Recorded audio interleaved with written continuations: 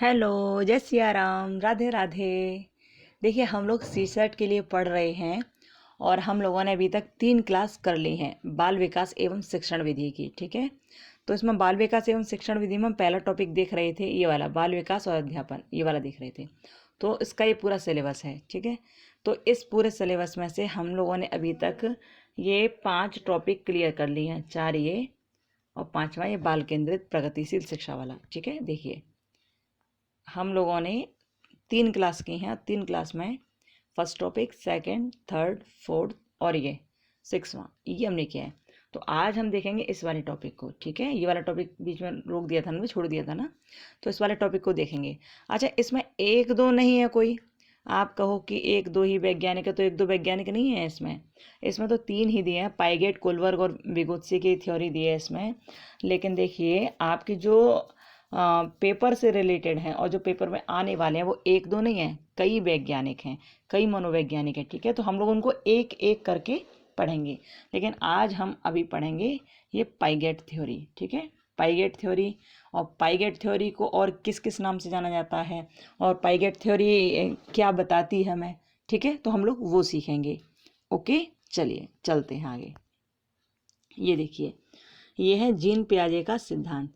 तो जीन पियाजे का जो सिद्धांत है ना, उसी को हम एक नहीं अनेक नामों से पुकारते हैं। ठीक है, जीन पियाजे का सिद्धांत अनेक नामों से पुकारा जाता है। और क्या क्या नाम है जीन पियाजे के सिद्धांत के? तो देखिए, जीन पियाजे के सिद्धांत को हम संज्ञानात्मक विकास, विकासी अवस्था सिद्धांत, विकासात्मक सिद्धांत या पाइगेट सिद्धांत। हाँ जी, पाइगेट सिद्धांत नाम भी जीन पियाजे ने दिया है। ठीक है, यानी कि ये चारों नाम एक ही सिद्धांत के हैं। ये चारों सिद्धांत जीन पियाजे ने दिए और एक ही सिद्धांत है, ये सब कोई अलग नहीं है। ठीक है, संज्ञानात्मक विकास सिद्धांत है ये। ओके, अब देखिए जीन पियाजे हैं कौन, सबसे पहले हम ये देखेंगे।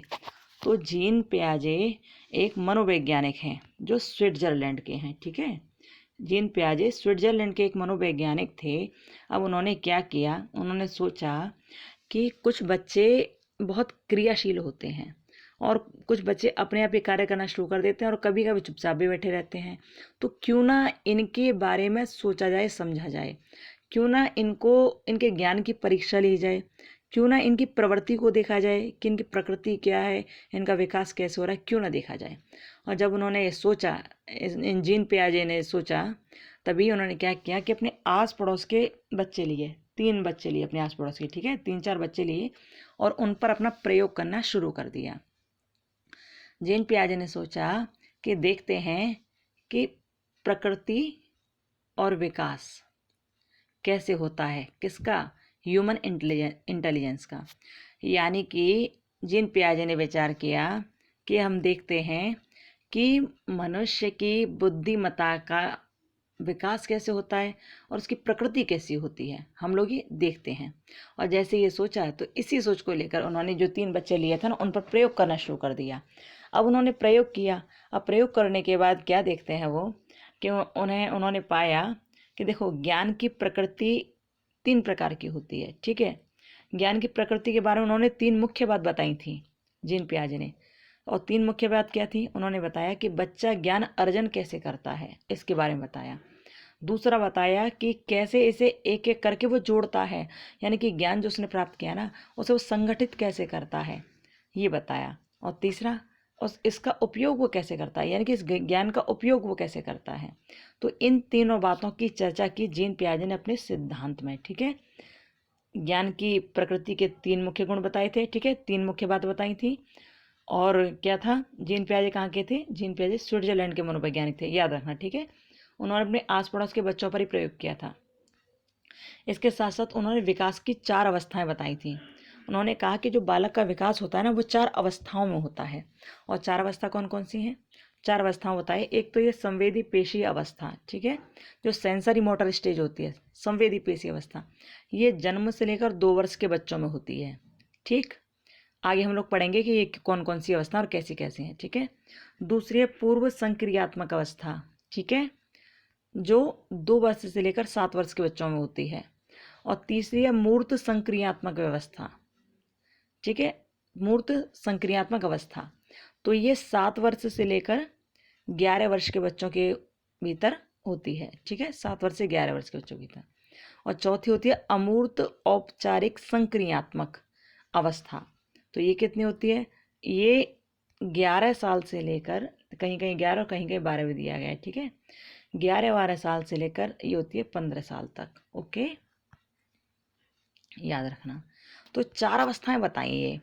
और साथ ही साथ जीन पियाजे ने ये भी कहा कि बच्चे नन्हे वैज्ञानिक हैं, ठीक है, बच्चे नन्हे वैज्ञानिक हैं तथा सक्रिय ज्ञान के निर्माता हैं।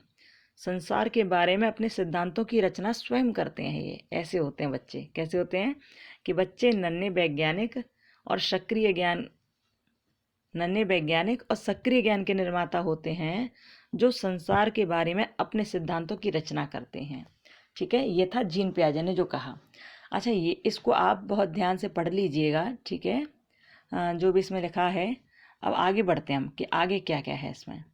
आगे यह है, जीन पियाजे ने कहा था कि व्यक्ति उद्दीपकों से प्रभावित होकर सीधे प्रतिक्रिया नहीं करता, बल्कि पहले उद्दीपकों को पहचानता है, फिर ग्रहण करता है और फिर क्रिया करता है। कुछ समझे? जीन पियाजे का सिद्धांत क्या था? संज्ञानात्मक सिद्धांत था ना। तो जीन पियाजे ने यह कहा था कि व्यक्ति उद्दीपकों को ऐसा नहीं कि तुरंत ही क्रिया करने लगे, उद्दीपकों को देखकर तुरंत व्यवहार करने लगे, ऐसा नहीं करता। वो पहले उससे क्या होता है? प्रभावित होता है, और फिर क्या करता है? उसे पहचानता है, पहचानने के बाद ग्रहण करता है, ग्रहण करने के बाद क्रिया करता है। ये सब होता है। आप देखिए, हम आपको समझाते हैं कि जैसे कि सपोज कीजिए कोई बच्चा है, ठीक है, बच्चे के सामने आपने लॉलीपॉप रख दिया, ठीक है, और ये कहा बेटा आप ये काम करो तो आपको लॉलीपॉप मिलेगा, आप अपना होमवर्क पूरा करो तो आपको लॉलीपॉप मिलेगा, ठीक है, ये करो। या फिर आपने कोई भी काम करने के लिए बच्चे से कहा, लेकिन बच्चा नहीं करना चाह रहा, पर आपने एक लॉलीपॉप दिखा दिया या कोई भी चीज़ दिखा दी जो बच्चे को बहुत पसंद है, और जैसे आपने दिखाई और आपने कहा बेटा आप ये चीज़ मिलेगी, पहले आप अपना काम करो, तो बच्चा क्या करेगा? बच्चा उस चीज़ को देखेगा, ठीक है, देखेगा, फिर पहचानेगा, फिर क्रिया करेगा वो। ऐसा नहीं है कि आपने देखा उसने तुरंत छीन लिया, नहीं छीनेगा। तो यही है उद्दीपक। उद्दीपक क्या है? उद्दीपक वो चीज़ है, वो वस्तु है। जैसे ये बालक है, बालक यहाँ खड़ा है, ठीक है, बालक यहाँ है, और यहाँ आप हैं, ओके, ये आप हैं, आपके हाथ में लॉलीपॉप लगा है, ये लगा है, ठीक है। बच्चे से आप कोई काम कराना चाह रहे हैं, बच्चा नहीं कर रहा है, लेकिन आपने कहा बेटा ये लॉलीपॉप मिलेगा आपको, लेकिन इस काम को करो, अपना होमवर्क पूरा करो। तो बच्चा पहले उसे देखेगा कि आपके हाथ में लॉलीपॉप है या कोई और ही चीज़ है लॉलीपॉप जैसी दिखने वाली, पहले वो देखेगा, यानी कि उसकी पहचान करेगा।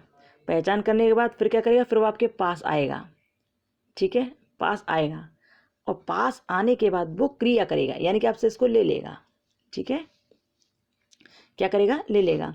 तो ये जो लॉलीपॉप है ना, ये जो लॉलीपॉप यहाँ पर है, ये उद्दीपक है, ठीक है, क्या ये? उद्दीपक है, यानी कि स्टिमुलस है। और जो बच्चा खड़ा है ना, वो व्यक्ति है या बालक है, कुछ भी कह सकते हैं, ठीक है। तो ये जो बच्चा है ना, ये इस उद्दीपक को देखकर तुरंत क्रिया नहीं करता, ये पहले पहचानता है इसको कि ये वास्तव में लॉलीपॉप है या नहीं है, ये वास्तव में मैं जो चाह रहा हूँ वो है या नहीं है। और जब लगता है ये वही है, तो ये इसको लेने के लिए आता है, लेने के लिए आता है, फिर इसे पकड़ता है और क्रिया करता है, ठीक है, ये क्रिया ही तो है, पास आने की, लेने की। तो उन्होंने यही बताया कि व्यक्ति तुरंत ही ऐसा नहीं करता कि व्यक्ति उद्दीपकों से प्रभावित हो जाए। अब देखिए, आप सोचिए कुत्ता है, ठीक है, कुत्ता है, अब कुत्ते के सामने हड्डी डाल दो तो बहुत जल्दी से लपक लेता है, लेकिन आप हड्डी जैसी कोई चीज़ डाल दो, जैसे कुत्ता आ गया सामने, आपने एक कपड़ा ले लिया और उसे दिखाया, ले ले, ऐसे इस तरह आपने किया, ठीक है, और आप कह रहे हो ले रोटी खा ले, रोटी खा ले, और दिखा कपड़ा रहे हो, तो कुत्ता क्या करेगा? बैठ जाएगा सामने, और सामने बैठकर पहले आपके हाथ में देखेगा कि आपके हाथ में है क्या, वो पहचान करेगा कि वो रोटी है या कपड़ा है, वो क्या है, और जब पहचान लेगा कि हाँ ये रोटी ही है, तब वो आपके पास आएगा। पहचान लेगा कि वो हड्डी ही है, तब वो आपके पास आएगा, क्योंकि उसने सबसे पहले क्या किया? पहचान की। तो पियाजे ने यही कहा कि सबसे पहले क्या होता है? वो पहचानता है, जब पहचानता है तो ग्रहण करने के लिए आगे बढ़ता है, और उसके बाद वो क्रिया करता है, फिर वो अपने काम में लग जाता है, ठीक है। तो ये कहा जीन पियाजे ने, यानी कि उद्दीपक और व्यवहार के बीच में जो आता है ना वो संज्ञानात्मक संरचना है।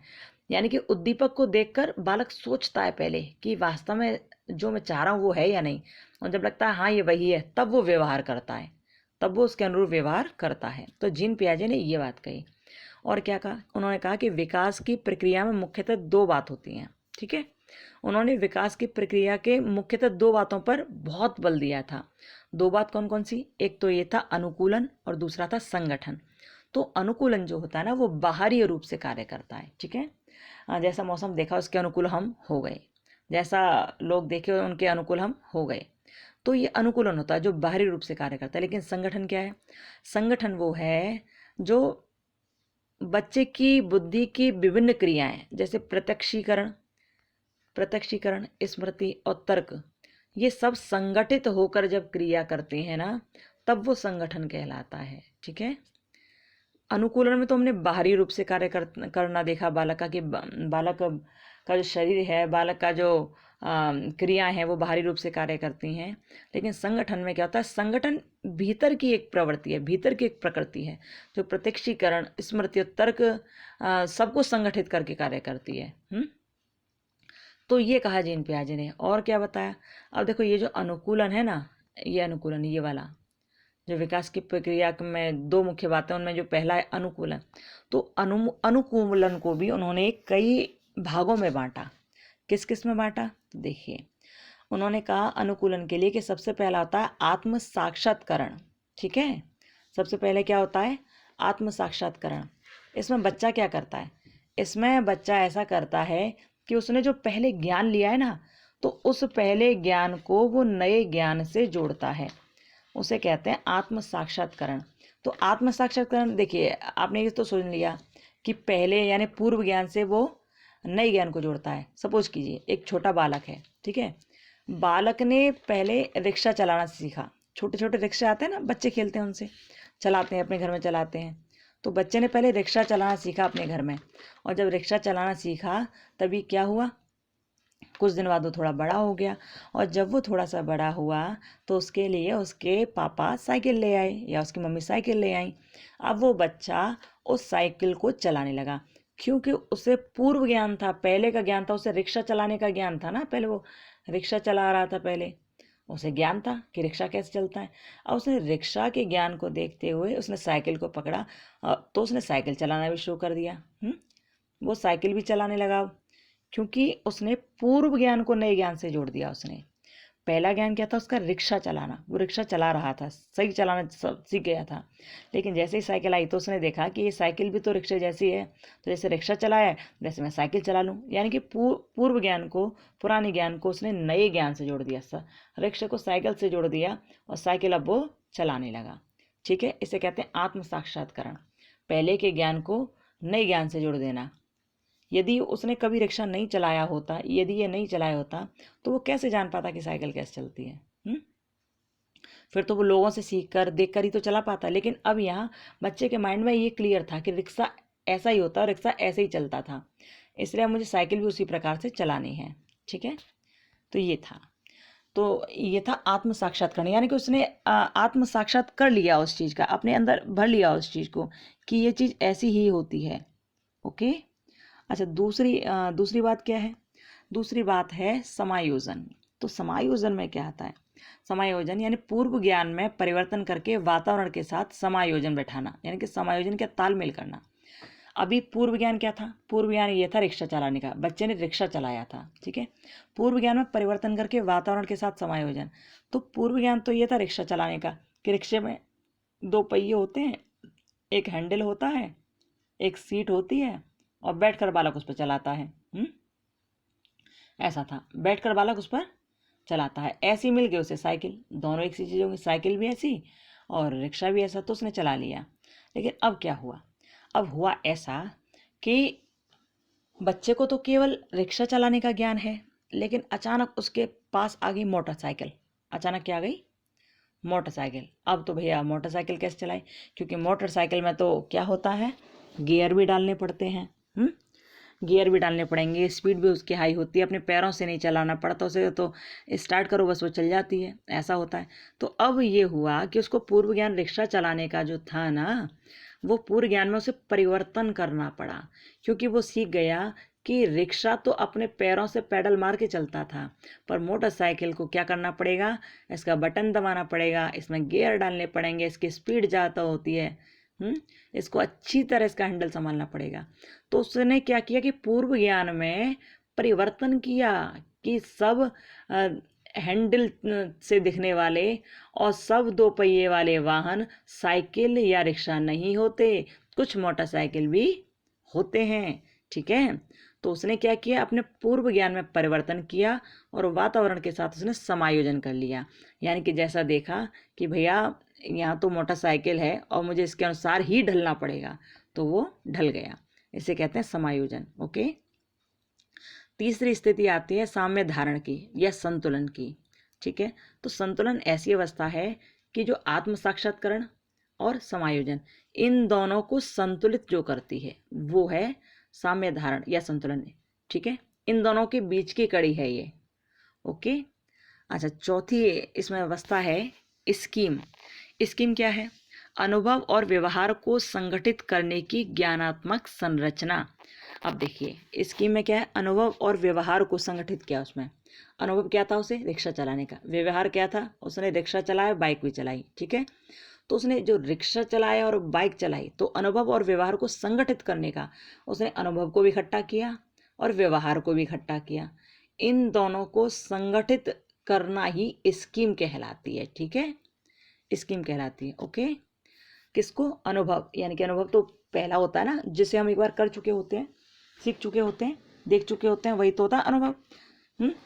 तो अनुभव और व्यवहार, व्यवहार जो अभी चल रहा होता है, अनुभव उसे रिक्शा चलाने का था क्योंकि उसने पहले रिक्शा चलाया था, लेकिन व्यवहार क्या, अब वो मोटरसाइकिल चला रहा है। तो अनुभव और व्यवहार को संगठित करने की जो ज्ञानात्मक संरचना है, ठीक है, जो ज्ञानात्मक, क्योंकि हमारे दिमाग में बैठी है ना वो चीज़ कि हमने रिक्शा भी चलाया तो इसका अनुभव है, बाइक भी चला रहे हैं तो हमें क्या, इसकी भी जानकारी है। ये दोनों चीज़ें दिमाग में बैठ के हमारे संज्ञान में आ गई, तो अनुभव और व्यवहार को संगठित कर लिया। इन दोनों को संगठित करने की जो ज्ञानात्मक संरचना है ना, वही स्कीम कहलाती है।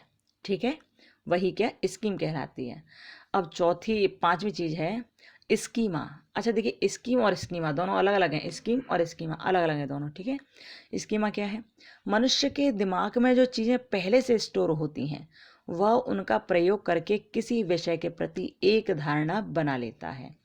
मनुष्य के दिमाग में पहले से चीज स्टोर होती हैं। स्टोर क्या था उसके दिमाग में, कि साइकिल कैसे चलती है, रिक्शा कैसे चलता है, ये स्टोर था उसके दिमाग में। और तीसरा क्या, बाइक कैसे चलती है, अब ये भी स्टोर हो गया उसके दिमाग में। ठीक है, उसके दिमाग में स्टोर क्या है, रिक्शा कैसे चलता है, बाइक कैसे चलती है, साइकिल कैसे चलती है, ये सब स्टोर है। लेकिन अब क्या हुआ, मनुष्य के दिमाग में जो चीज़ें पहले से स्टोर होती हैं वह उनका प्रयोग करके किसी विषय के प्रति एक धारणा बना लेता है। अब उस बालक ने पहले रिक्शा चलाना सीखा, फिर साइकिल सीखा और फिर मोटरसाइकिल चलाना सीखा। इन तीनों को चलाने के बाद, सीखने के बाद उसके मन में स्टोर हो गया कि मुझे कौन सी चीज़ कैसे चलानी है, और सब चीज़ें एक ही तरह से लगभग चलती हैं, बस थोड़ा बहुत अंतर इनमें होता है। तो ये सारी चीज़ें उसके माइंड में स्टोर हो गई। अब वो इन सब चीज़ों को स्टोर अपने माइंड में कर लेता है, तभी ऐसा करता है कि इन सब चीज़ों का प्रयोग करके किसी एक विषय के प्रति एक धारणा बना लेता है। एक विषय क्या, एक विषय हो गया कोई भी दो पहिया वाहन, कोई भी वाहन। अब उसने क्या सोचा कि मैंने साइकिल भी चलाई है, रिक्शा भी चलाया है और बाइक भी चलाई है, यानी कि दो पहिया वाहन चलाए, तो जितने भी दो पहिया वाहन है ना, इन्हीं तीनों के तरीके से चलेंगे और कोई तरीका उन्हें चलाने का हो ही नहीं सकता। तो उसके मन में ये धारणा बन गई है अब। ठीक है, विषय क्या था, विषय था चलाना। किसको चलाना, दो पहिया वाहनों को चलाना। तो उसने सोच लिया ना कि मैंने रिक्शा चलाया, साइकिल चलाई, मोटरसाइकिल चलाई और तीनों ही दो पहिया थे। यानी कि कुल मिलाकर ये हुआ कि उसके दिमाग में वो सारी चीज़ें स्टोर हो गई, बैठ गई, और तभी उसने विचार कर लिया, उसने एक चलाने के ऊपर एक धारणा बना ली कि जितने भी दो पहिया वाहन हैं सब इन्हीं के प्रकार से चलाए जाएंगे, किसी में कोई परिवर्तन नहीं है। तो ये धारणा उसकी बन गई, इसे कहते हैं स्कीमा। इन दोनों में अंतर बिल्कुल ध्यान रखना। ठीक है, स्कीम और स्कीमा में दोनों इंपॉर्टेंट है, ध्यान रखना। स्कीम वो है जो अनुभव और व्यवहार को संगठित करने की ज्ञानात्मक संरचना है। ठीक है, अनुभव और व्यवहार जिसमें संगठित हो जाते हैं, जो पहले हुआ और आज हो रहा है, इन दोनों को संगठित किया। लेकिन स्कीमा क्या है? स्कीमा ये है कि जो पहले हुआ और आज हो रहा है उन सबको इकट्ठा किया, उन सबको स्टोर किया माइंड में, और फिर उन सबको स्टोर करने के बाद एक धारणा, उसी विषय पर एक धारणा बना ली कि ये सब ऐसे ही चलते हैं, दो पहिया वाहन हमेशा ऐसे चलते हैं, ये धारणा बना ली। तो ये अनुकूलन में, ठीक है। अब उन्होंने विकास की 4 अवस्थाएं बताई थी। देखिए ये था ना, इसमें विकास की 4 अवस्थाएं, ये है ना, ये देखिए विकास की 4 अवस्थाएं जीन पियाजे ने बताई। अब 4 अवस्थाएं कौन कौन सी और कैसे कैसे हैं, देखिए ना। पहली अवस्था है संवेदी पेशीय अवस्था, ठीक है। पहली अवस्था क्या है? संवेदी पेशीय अवस्था। अब संवेदी के नाम से आप समझ रहे होंगे, ये होता है सेंसरी मोटर स्टेज, ठीक है। सेंसर होता है ना, सेंसरी मोटर स्टेज।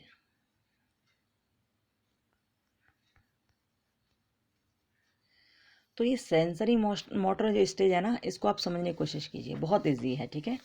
ये सब बात हो रही बच्चे के बारे में। ये बच्चे की अवस्था दिखाई जा रही है कि जब बच्चा जन्म से लेकर 2 वर्ष का होता है, कब कितना, जन्म से लेकर 2 वर्ष का होता है, तो उसमें संवेदी पेशीय अवस्था पाई जाती है। संवेदी कैसी? बच्चा बोलना तो जानता नहीं है सही से, है, तो वो क्या करता है, वो ज्ञानेंद्रियों के माध्यम से सीखता है। बच्चा भले ही बोलना नहीं जानता हो, भले ही क्रिया करना नहीं जानता हो, लेकिन सीखता है। वो बच्चा जब से पैदा होता है तभी से सीखता है।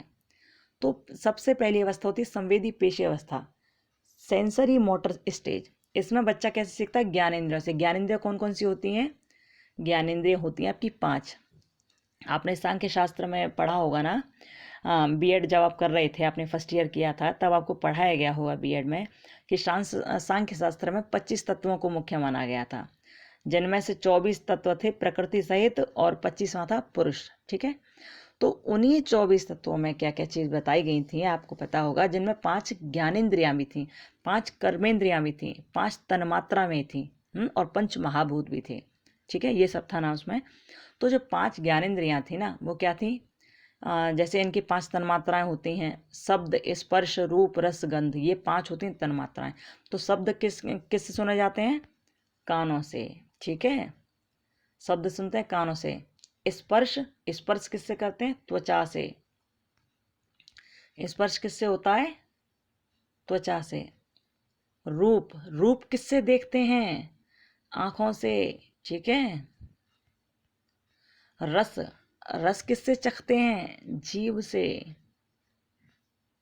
गंध, गंध किससे सूंघते हैं? नाक से, ठीक है। तो देखिए, शब्द, स्पर्श, रूप, रस, गंध, शब्द सुनते हैं कान से, ठीक है। तो ज्ञानेंद्रियां होती हैं 5। पहली कान, दूसरी त्वचा, तीसरी आंखें, चौथी जिह्वा यानी जीभ, और 5वीं नाक। याद रखना हमेशा, ये 5 होती हैं ज्ञानेंद्रियां जो ज्ञान कराती हैं कि कौन सी चीज़ कैसी है। कान ज्ञान कराते हैं कि आवाज़ कैसी है, त्वचा ज्ञान कराती है कि स्पर्श कैसा है, आंखें ज्ञान कराते हैं कि सुंदरता कैसी है, जीभ ज्ञान कराती है कि स्वाद कैसा है, और नाक ज्ञान कराती है कि दुर्गंध या सुगंध कैसी है, ठीक है। तो बच्चा क्या करता है? बच्चा ज्ञानेंद्रियों के माध्यम से सीखता है। जब जन्म से लेकर 2 वर्ष का होता है तो उसकी ज्ञानेंद्रियां काम करती हैं। आप उसे हाथ में कुछ लगा दो तो तुरंत करने लगेगा, वो अलग हट जाएगा। और क्या, आप उसमें उसके शरीर को थोड़ा छू लो तो वो समझ जाएगा। तो ये सब चीज़ें होती हैं ना, यानी कि उसकी ज्ञानेंद्रियों से सब सीखता है, वो सीखता है। लेकिन प्रॉब्लम ये होती है कि वो कुछ क्रिया नहीं कर सकता अभी आपके लिए, ठीक है। देखेगा, समझेगा, और जो आप चीज़ दिखा रहे हो ना वो समझ जाएगा कि ये चीज़ क्या है। बच्चे के सामने आप कुरकुरे के पैकेट रख दो, जब बच्चा लगभग 1.5-2 साल का हो तो एक बार पैकेट रख दोगे तो वो खाएगा, तो फिर दोबारा आप उसे दिखाओगे ना तो फिर उसका मन होगा उसे लेने का। ऐसा होता है। तो मतलब कुल मिलाकर ये है कि कोई भी वस्तु उसको दिखाई जाती है, उसके आसपास होती है, तो उस वस्तु की छवि उसके मन में बन जाती है, क्योंकि वो ज्ञानेंद्रियों के माध्यम से सीख रहा है ना। तो आँख जब उसकी वो देखती है ना कि ये पैकेट कुरकुरे का है, तो उसके मन में छवि बन जाती है। लगातार आप उसे 2-3 दिन दो और उसके मन में छवि बन जाएगी, और वो उसे लेने के लिए रोने लगेगा, वो मांगेगा फिर उससे। और आप जब उसे लाकर दे दोगे तो समझ जाएगा कि हाँ मुझे चीज़ मिल गई। तो संवेदी पेशी अवस्था जो है ना, ये जन्म से 2 वर्ष तक के लिए होती है और इसमें बच्चा क्या ज्ञानेंद्रियों के माध्यम से सीखता है। ठीक है, इसमें वस्तु स्थायित्व और वस्तु की छवि मन में बनना शुरू हो जाती है। ओके, और इसको 6 अवस्थाओं में बांटा गया है। इन 6 अवस्थाओं को हम लोग यहाँ नहीं देखने वाले हैं, केवल आप इसे पढ़ लीजिए। 6 अवस्थाओं में बांटा गया है संवेदी पेशी अवस्था को। ठीक है, सेंसर जो मोटर स्टेज है उसको। अच्छा, दूसरी अवस्था आती है पूर्व संक्रियात्मक अवस्था। इसमें क्या होता है, ये होती है 2 वर्ष से लेकर 7 वर्ष के बच्चे में। ठीक है, 2 वर्ष से 7 वर्ष के बच्चे में। अब बच्चा थोड़ा सा बड़ा हो गया, और थोड़ा सा जो बड़ा हुआ है ना, वो क्या, वो हल्की सी क्रिया करेगा, थोड़ी सी क्रिया करेगा। अब ऐसा नहीं है कि बच्चा लेटा ही रहे, लेटा नहीं रहेगा। अब वो थोड़ी सी क्रिया करने के लिए तैयार हो गया है। ठीक है, तो इसमें दिया है बच्चा खेल, अनुकरण, चित्र निर्माण तथा भाषा के माध्यम से जानकारी बढ़ाता है। पहले तो बच्चा केवल ज्ञानेंद्रियों के माध्यम से सीख रहा था, लेकिन अब बच्चा थोड़ा बड़ा हुआ तो बच्चा अब खेलने लगा, खेलने लगा और अनुकरण करने लगा। अनुकरण यानी कि नकल करने लगा, देख देख कर दूसरों को। चित्र का निर्माण करने लगा, भाषा भी बोलने लगा और समझने लगा कुछ कुछ, क्योंकि 2 वर्ष से 7 वर्ष का बच्चा है। आपने अपने घर में भी देखा होगा, छोटे छोटे बच्चे होते हैं, रिपीट करते हैं बात को। बहुत बड़े शब्दों को रिपीट नहीं कर पाते, बहुत बड़े वाक्यों को रिपीट नहीं करते, लेकिन हल्के हल्के बातों को रिपीट करते हैं वो।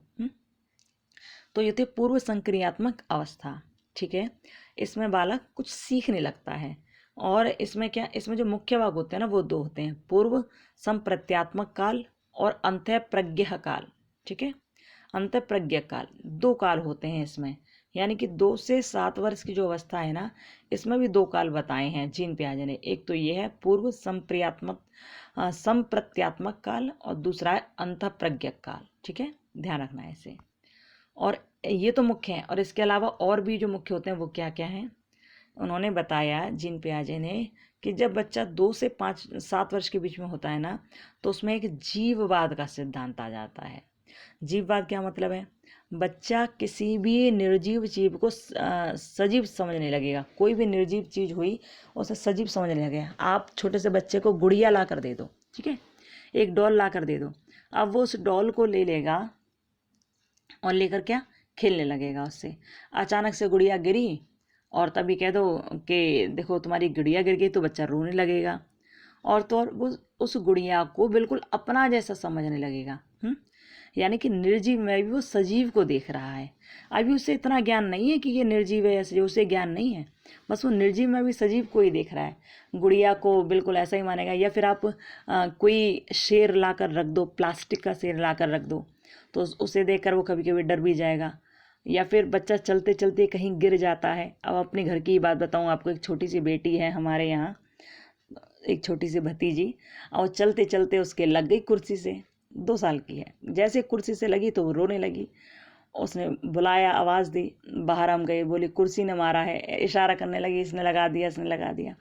तो हमने उस कुर्सी को लौट कर हाथ मारा और उस बच्चे से कहा, बेटा अब ठीक है ना, अब तो मार दिया ना, अब तो ठीक है ना।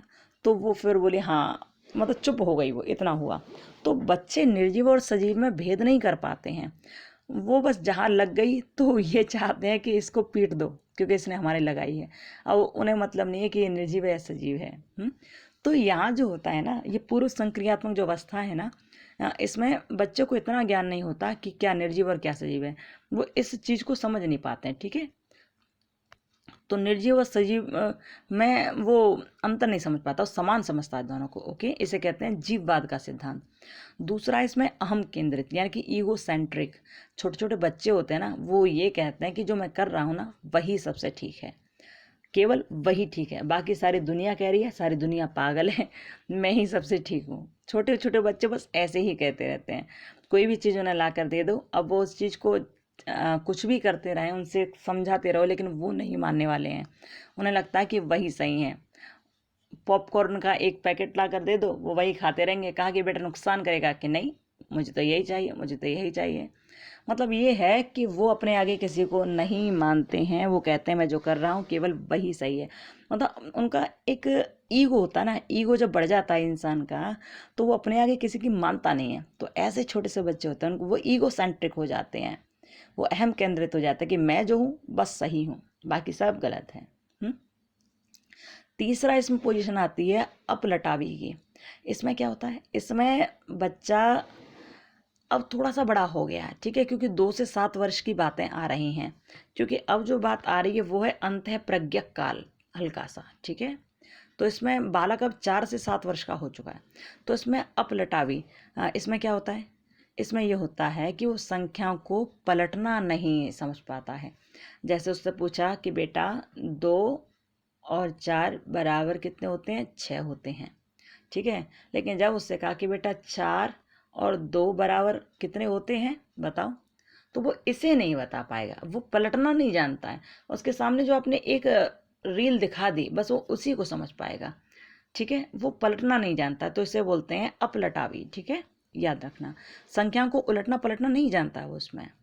अच्छा, चौथा पॉइंट है ऊंचाई, भार, दूरी और मुद्रा संप्रत्यय। यो ठीक से नहीं समझता, उसे नहीं पता रहता कि ऊंचाई क्या है, भार क्या है, दूरी क्या है, मुद्रा संप्रत्यय क्या है, उसे नहीं पता रहता।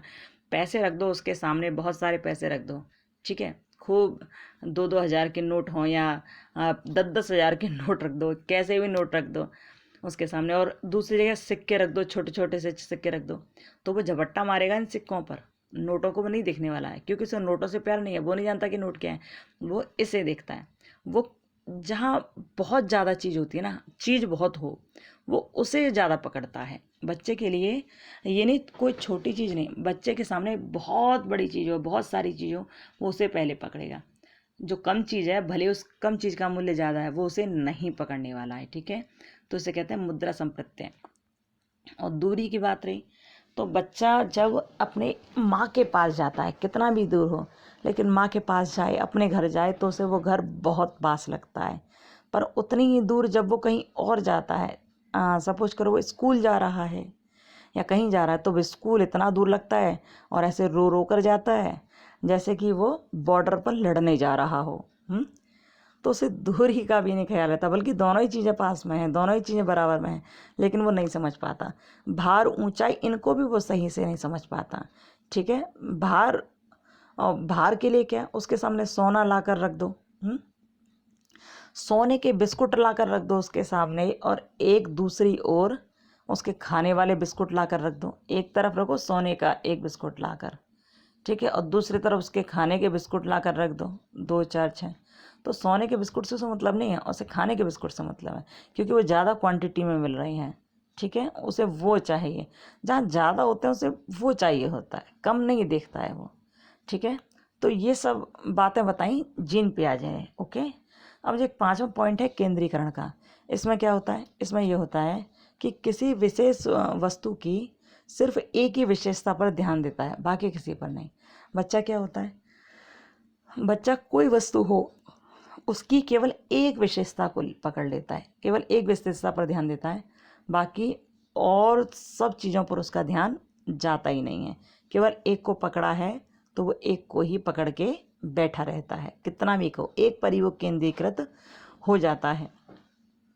यदि उसके सामने कोई पेपर रख दिया, उस पेपर में बहुत सारी चीज़ें लिखी हुई हैं, या उस पेपर के आसपास बहुत सारी चीज़ें उसके खाने पीने की पड़ी हुई हैं, लेकिन जब उसको कलर दे दिए तो कलर से केवल वो पेपर को रंगता ही रहेगा, उस पेपर पर रखी हुई अच्छी चीज़ों को नहीं देखेगा। उसे मतलब नहीं है उस बात से, उसे कोई मतलब नहीं है उन चीज़ों से कि आपने क्या रखा है, क्या खाने के लिए, कुछ नहीं मतलब है। उसे तो केवल उस पेपर को रंगना है और कुछ नहीं करना। तो ये आप याद रखना है, ठीक है। वो एक ही चीज़ पर केंद्रीकृत हो जाता है, उसकी केवल एक विशेषता को देखेगा। अब किसी बच्चे के लिए नए कपड़े लेकर आओ, ठीक है, कपड़े बहुत सुंदर हैं, सब कुछ है, लेकिन कपड़े में एक बड़ा चमकना फूल लगा हुआ है, बड़ा सुंदर लग रहा है वो फूल।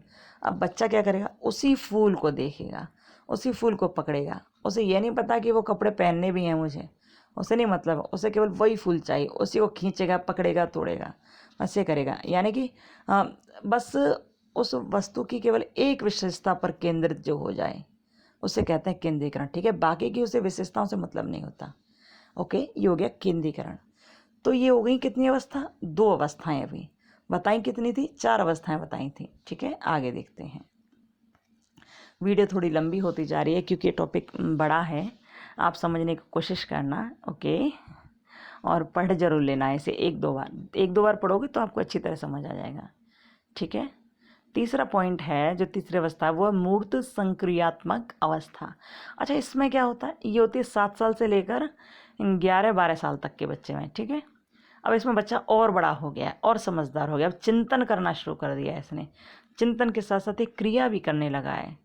तो इसे कहते हैं मूर्त संक्रियात्मक क्रिया। अब इसमें कैसे क्रिया करेगा वो, कि आपने कोई चीज़ दिखा दी तब वो उस पर क्रिया करेगा।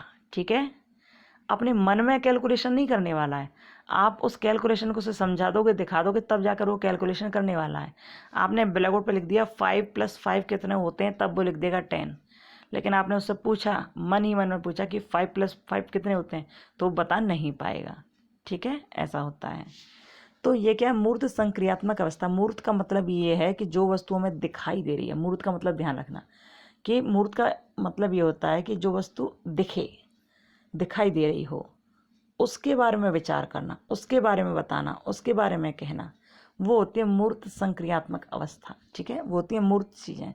तो उसमें क्या करता है, इसमें बच्चा चिंतन करना शुरू कर देता है, क्रिया करना शुरू कर देता है और उदाहरण पर तर्क शुरू कर देता है। उसके सामने कोई उदाहरण दे दो कि बेटा ये पेड़ है, पेड़ पर हरी पत्तियाँ हैं और हरी पत्तियाँ जो है ना ये भोजन बनाती हैं, और जब ये भोजन बनाती हैं तो उसी की वजह से पेड़ चलता है और अनेक जीवधारी पलते हैं। जब ऐसे कहना शुरू करो उसके सामने, तो वो फिर अनेक प्रकार के तर्क प्रस्तुत करेगा कि पेड़ भोजन क्यों बनाता है, क्या ज़रूरत पड़ती है, और पेड़ हमें भोजन क्यों देता है। बहुत सारी बातें वो प्रस्तुत करेगा। और ये तो है ही, इसके साथ साथ इस अवस्था में, मूर्त संक्रियात्मक अवस्था में, ऊपर की जितनी अवस्था आपने देखी ना, उन सब के गुण भी इसमें आ जाते हैं, क्योंकि बच्चा बड़ा हो गया है। ऊपर वाली आपने क्रियाएं देखी थी ना अभी, उन सब के गुण इसमें आ जाते हैं। ठीक है, अच्छा, चौथी जो है स्टेज वो है अमूर्त या औपचारिक संक्रियात्मक अवस्था। अब बच्चा और बड़ा हो गया है, और जब और बड़ा हो गया तो उसने अमूर्त चिंतन का शुरू कर दिया। अमूर्त चिंतन क्या होता है, जैसे बिना वस्तु को दिखाए उसके बारे में सोचने के लिए कहना, या बिना कोई चीज़ दिखाए उसके लिए कैलकुलेशन करने के लिए कहना। ठीक है, जैसे आपने कोई भी सवाल दे दिया करने के लिए, यदि छोटा मोटा कोई है, तो अब बच्चे को हर वक्त कॉपी पेन की आवश्यकता नहीं पड़ेगी, ब्लैक बोर्ड की आवश्यकता नहीं पड़ेगी। अब वो अपने मन ही मन में करके बता देगा आपको। अमूर्त चिंतन का मतलब होता है जो चीज़ें हमें दिखाई ना दें, केवल हम अपने माइंड से करें। जैसे गणितीय संकल्पनाएं जो होती हैं, गणितीय रचनाएं होती हैं, वो सब करते हैं। या फिर मनोवैज्ञानिक होते हैं, वो भी अमूर्त चिंतन करते हैं। बड़े बड़े फिलोसफर होते हैं, वो अमूर्त चिंतन करते हैं। जो किताबी ज्ञान से रिलेटेड है, मोस्टली ध्यान रखना, जो किताबी ज्ञान से रिलेटेड है वो अमूर्त चिंतन में आता है। ओके, तो इसमें क्या होता है, इसमें ये होता है कि इसमें अमूर्त चिंतन शुरू हो जाता है, नियम पर तर्क शुरू हो जाते हैं। अब पहले तो उदाहरण पर तर्क थे कि पेड़ है और हरे पत्ते हैं और भोजन बना रहा है, ये सब उन पर तर्क शुरू होते हैं। लेकिन अब नियमों पर तर्क शुरू होते हैं। जब कहा जाता है कि पेड़ किस तरह भोजन बना रहा है, सारी क्रिया बताई जाती है पहले से, तो उस क्रिया यानी कि उस नियम पर जो बात चलती है ना, उस पर तर्क बच्चा करता है कि कैसे बनती है हाइड्रोजन, कैसे बनती है ऑक्सीजन, कैसे बनती है ग्लूकोज, इस सब चीज़ों पर तर्क करना शुरू करता है बच्चा। ठीक है, तो इसे कहते हैं अमूर्त या औपचारिक संक्रियात्मक अवस्था। ठीक है, ये 11-12 साल से 15 साल तक के बच्चों में होती है। ठीक है, और इसे क्या कहते हैं, यह है ज्ञान की सर्वोच्च अवस्था। इसमें बालक सबसे अधिक ज्ञानी हो जाता है। ये क्या है, संज्ञान की सर्वोच्च अवस्था है ये। ठीक है, तो ये सब था, ये सब हमने आज जीन पियाजे का सिद्धांत पढ़ा। देखिए, सिद्धांत इन सब के हमें पढ़ने हैं। ओके, क्योंकि टाइम भी बहुत हो गया है, इसलिए आज केवल हम केवल जीन पियाजे का सिद्धांत ही देखेंगे। और देखा हम लोगों ने, ठीक है, तो जीन पियाजे के सिद्धांत को संज्ञानात्मक विकास और पाइगेट थ्योरी कहते हैं। ठीक है, और भी इसका अनेक नाम हमने आपको बता दिए हैं। आप इस वीडियो को एक बार दोबारा देख लेना जिससे आपको समझ आ जाए। आज हमने जीन पियाजे को पढ़ा। कल हम आगे के पढ़ने वाले हैं। कल हम ये लॉरेंस वाला पढ़ेंगे और वाइगोत्स्की वाला पढ़ेंगे। ठीक है, और देखते हैं सिगमंड वाला यदि हो सका तो उसको भी पढ़ेंगे। ठीक है, तो आप लोग ध्यान से पढ़िएगा, ध्यान से पढ़िए, अपना ध्यान रखिए और मन लगा कर पढ़िए। और रात बहुत हो रही है, फिर पढ़ने के बाद फिर सोना, लेकिन एक बार पूरा वीडियो को देख लेना और अच्छी तरह समझ लेना। ठीक है, और कुछ ना आए तो पूछ लेना। ओके, आप खुश रहिए, मस्त रहिए, अपना ध्यान रखिए। ठीक है, जय सिया राम, राधे राधे, बाय।